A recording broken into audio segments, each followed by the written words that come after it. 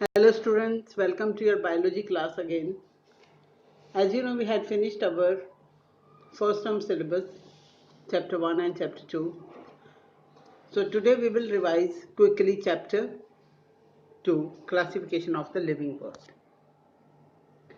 My dear students, as you have done that, all the living organisms, they are divided into 5 kingdoms. First one is kingdom Monera, that include unicellular prokaryotic organisms.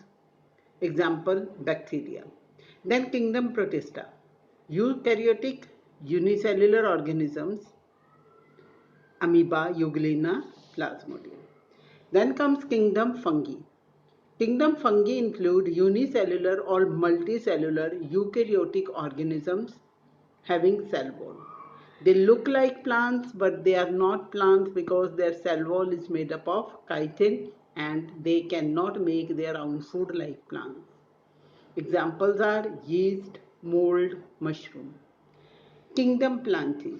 These are eukaryotic and mostly multicellular, autotrophic. Autotrophic means they can prepare their own food by the process of photosynthesis. So, examples are algae, mosses, ferns, pine, people, etc. Then comes kingdom Animalia. Eukaryotic, multicellular and heterotrophic. Heterotrophic means they cannot make their own food but they depend on other organisms for their food. For example, vertebrates and invertebrates. My dear students, now we study in detail kingdom Plantae. Kingdom Plantae is further divided into 5 subparts, that is algae, mosses, ferns, negre-seeded plants and close-seeded plants. All these plants, they come under kingdom Plantae. So first is algae. Algae are simplest plants. They can photosynthesize, mostly aquatic or grow on moist places, unicellular or multicellular. Unicellular examples are Chlamydomonas volvox and multicellular algae is Spirogyra. Then mosses. These are simplest and smallest plants. They lack true root, stem and leaves. They grow in moist, shady places. Next types of plants are ferns. They are mostly land plants, but a few members are aquatic. Grow in shady, damp places. They have true root, stem and leaves and they reproduce by spores. Then naked seeded plants. Naked seeded plants means seeds are naked. It means they do not grow inside the fruit. And these plants bear cones and these are evergreen plants. Pine, cedar, these are the examples of these plants. Closed seeded plants. Closed means seed is closed. It means the seed grow inside the fruit. They are not naked. So these are closed seeded plants. Now closed seeded plants, they are further divided into 2 categories, monocots and dicots. Monocots means having one cotyledon in their seed. They have fibrous roots and if we see the venation in leaves, that is parallel. Example, wheat, rice or any grass. Dicot plants, their seed has 2 cotyledons. Root type is taproot and they have reticulate venation in their leaves.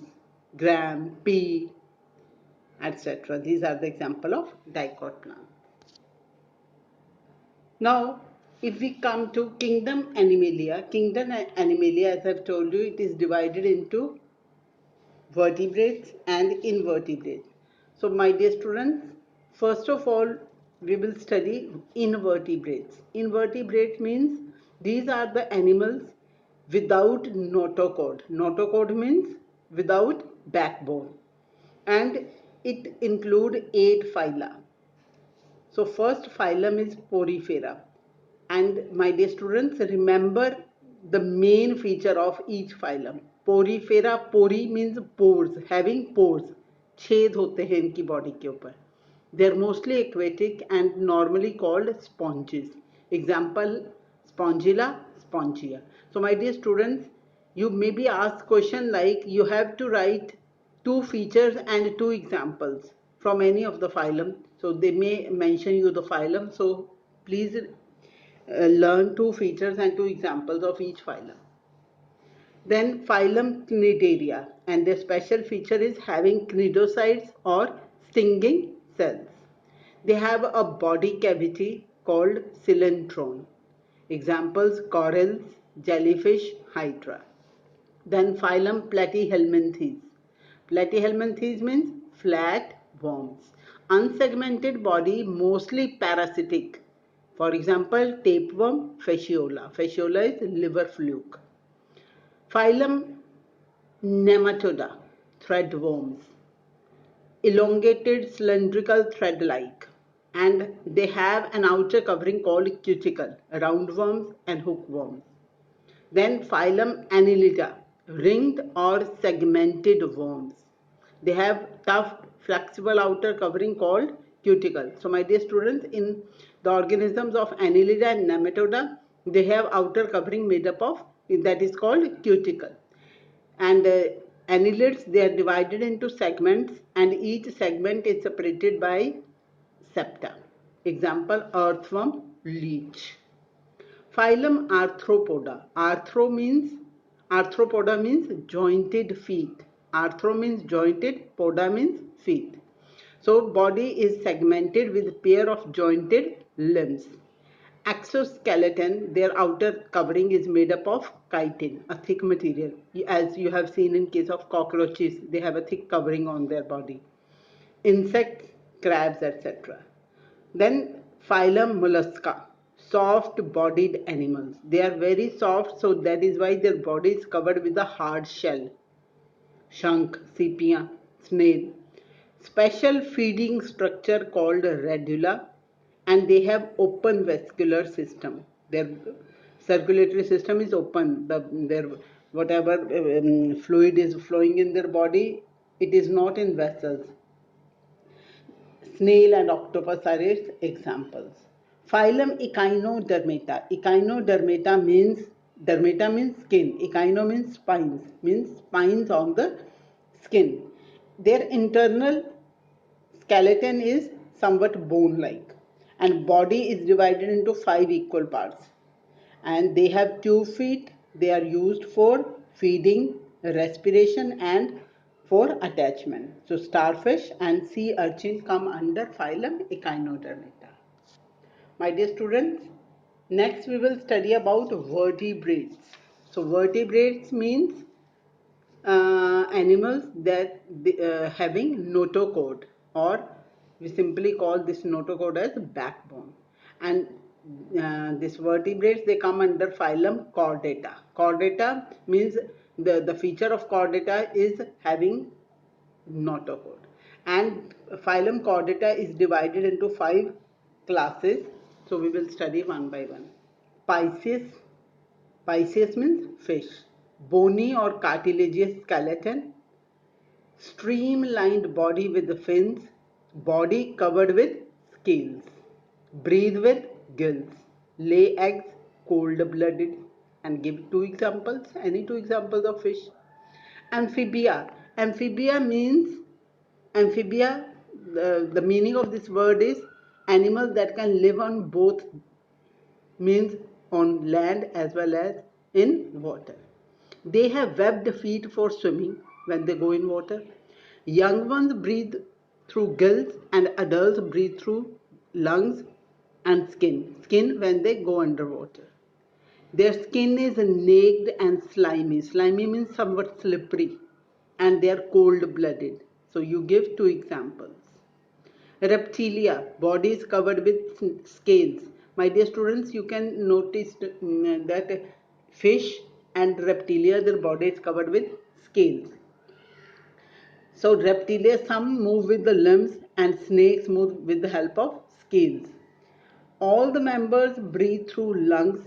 They lay eggs, but some give birth to young ones. They are cold-blooded animals, and you can give 2 examples. Aves or birds. So forelimbs, they are modified into wings, And in case of Pisces, their forelimbs, they are modified into fins. So here they have to fly, there they have to swim. Birds, they have hollow bones with air cavities. It makes their body light for flying. They breathe through lungs and body is covered with feathers. So remember all these things, that in Pisces and reptilia, body is covered with scales. In amphibia, their body is slimy, and aves, body is covered with feathers. They are warm-blooded. Give two examples. Then come mammalia. Mammalia, my dear students, come from the word mammary glands. Mammary glands means milk glands in females.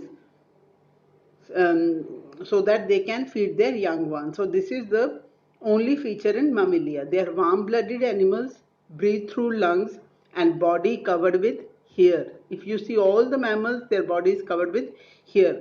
They give birth to young ones. Some lay eggs. They feed their young ones. External ear and nose. So you give two examples, any two examples. So my dear students, kindly read chapter 2 thoroughly, and I have listed few diagrams: a bacterium, amoeba, binary fission, multiple fission in amoeba, magnified bread mold, yeast, penicillin, mushrooms, Pyrogyra, Volvox, Chlamydomonas, etc. So you do practice these diagrams, they may ask you any diagrams. Thank you and all the best for your exams.